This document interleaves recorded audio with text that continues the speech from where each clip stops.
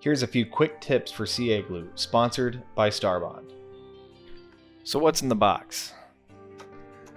In each box of super glue, we have a few extra things. We got some easy to read instructions, obviously the bottle of glue. This one is a medium viscosity brown.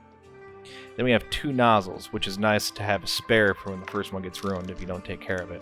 And then a bag of micro tips. These are great for getting into small spaces. And they just slip on to the end of the nozzle. So gap filling is something I do a lot with this glue. The process is easy and the results are great. I haven't sped up this footage. The process is this quick, even though it might not seem like it just watching. You're literally watching glue dry. But the steps are simple. First you put in a small layer and then spray in with the accelerator. The idea here is to build it up and not try to fill it all at once. If you try to do it all at once, it won't cure all the way through in a few seconds. So trying to go faster will actually slow you down. When you're done, just make sure you wipe off the tip and cap it. Wiping it all off will make it last longer. And if you forget, that's why they include the second nozzle, in case that first one gets ruined. They say to get it to last even longer, to store it in the fridge. Now I have a fridge adjacent to my shop, so this is convenient for me. However, it would probably be a good idea to check with your significant other before storing glue in the fridge.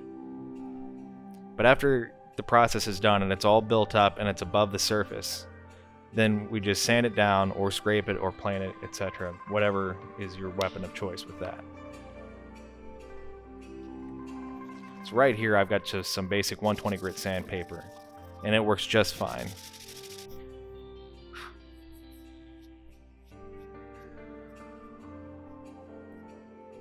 You can also use a cabinet scraper or a card scraper, which is something I'm going to show here, even though it's kind of hard to see. But either way, the results turn out great.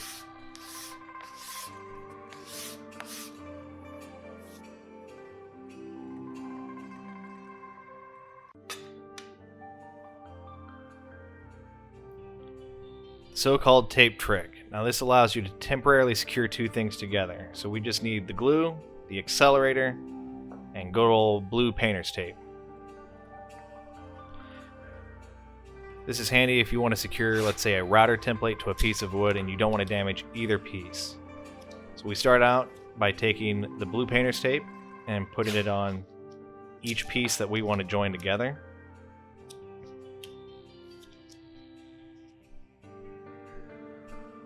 And now I'm going to take some medium viscosity clear, and you can use any one of their glues for this part.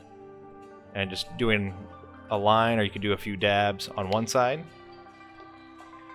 And then on the other side, I'm going to spray the accelerator, making sure I'm pointed away from the glue I just put down. Then it's just a matter of pressing them together after I get them lined up, holding them for a few seconds. I like to count to 5, and that's usually good enough. Now they're secure.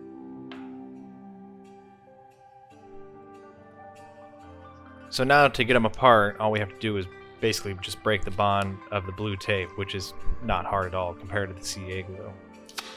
And neither piece is damaged, so we can move about our project and not have to worry about fixing damage to the pieces, which is great.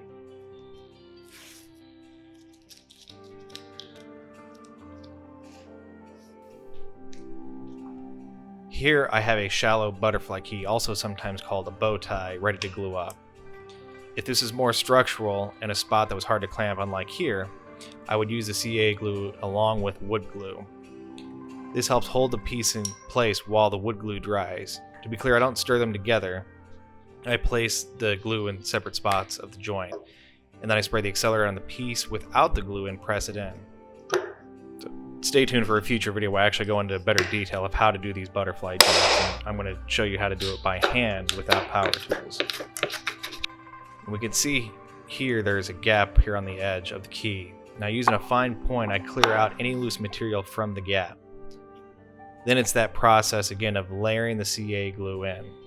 Here I'm going to use a brown medium viscosity glue so it blends in a little bit better with the wood, which is a black walnut here.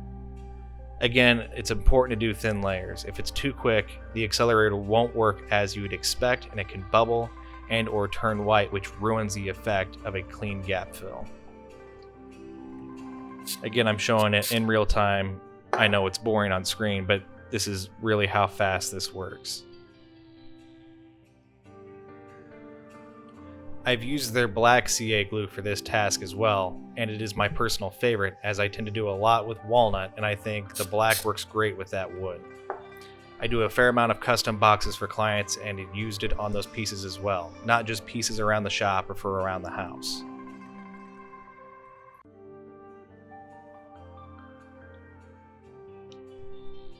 I know we're literally watching glue dry, but we're almost done. We're just finishing it up. We're making sure that the glue is built up above the plane of the wood, and then we're going to come back in later and then clean it up using a cabinet scraper.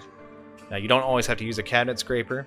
You could use sandpaper again or a card scraper, whatever works for you.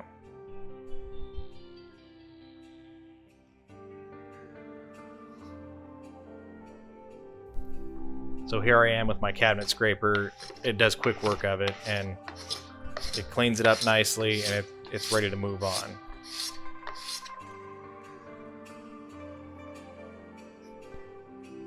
Thanks to Starbond for sponsoring this video. They did not pay me, but they did provide the glue for me to try, as well as a discount code for you to use, which helps me out as well.